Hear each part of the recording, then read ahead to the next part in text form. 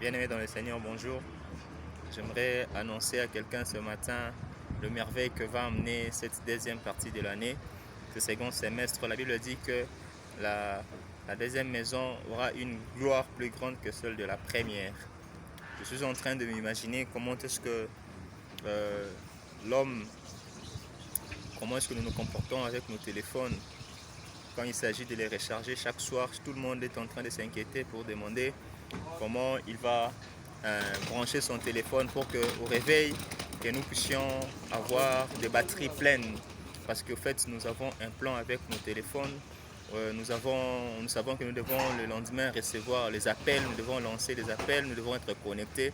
Alors tout le monde le soir prend soin de brancher son téléphone afin que le matin, que nous puissions avoir tous des batteries pleines. Et je vois même chez moi comment est-ce que ma femme se démène pour charger son téléphone la nuit.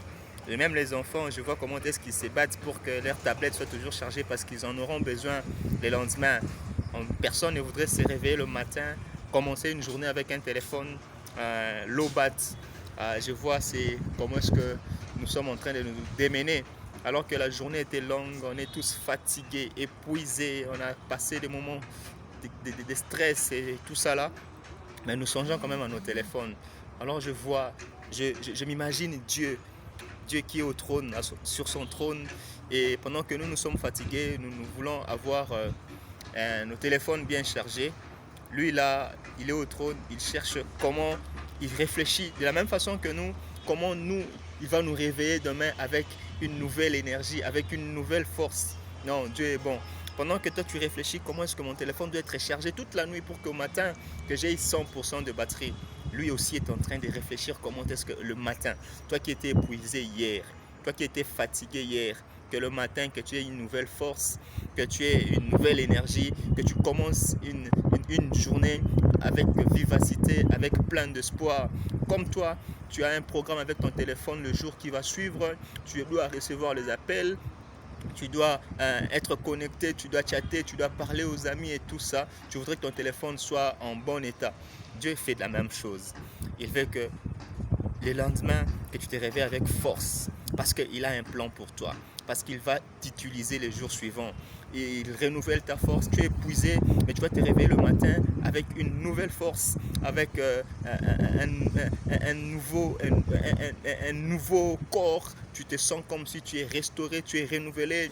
Où est-ce que tu as puisé cette force? Durant la nuit, où est-ce que tu as puisé cette énergie alors que tu étais fatigué hier? C'est parce que Dieu les renouvelle. La Bible dit que chaque matin, il renouvelle en nous son amour et ses compassions. Il dit, voici la journée que l'Éternel a faite, que ce soit pour vous un sujet d'allégresse. Je bénis cette nouvelle année, cette deuxième partie de l'année, et je crois que Dieu nous a rechargés et tout ce qui est passé, tout ce qui a été cette première partie de l'année ne doit pas nous mettre la tête en bas.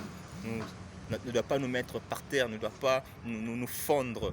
Je pense qu'il est temps que l'Éternel fasse quelque chose de nouveau pour cette nouvelle année qui commence. Restons toujours connectés à Dieu. C'est lui qui nous recharge, c'est lui qui nous restaure, c'est lui qui nous fait vraiment du bien. Que Dieu te bénisse, que cette année, que la deuxième partie de cette année puisse t'apporter tout ce que tu as manqué à la première partie. La joie qui t'a manqué, que tu le retrouves dans cette deuxième partie de l'année. La paix que tu as manqué, les personnes que tu as perdues, l'argent que tu as perdu, les affaires que tu as perdues, le travail que tu as perdu. Je prie que cette année, la deuxième partie de cette année puisse t'apporter ce que tu as manqué à la première année, à la première partie.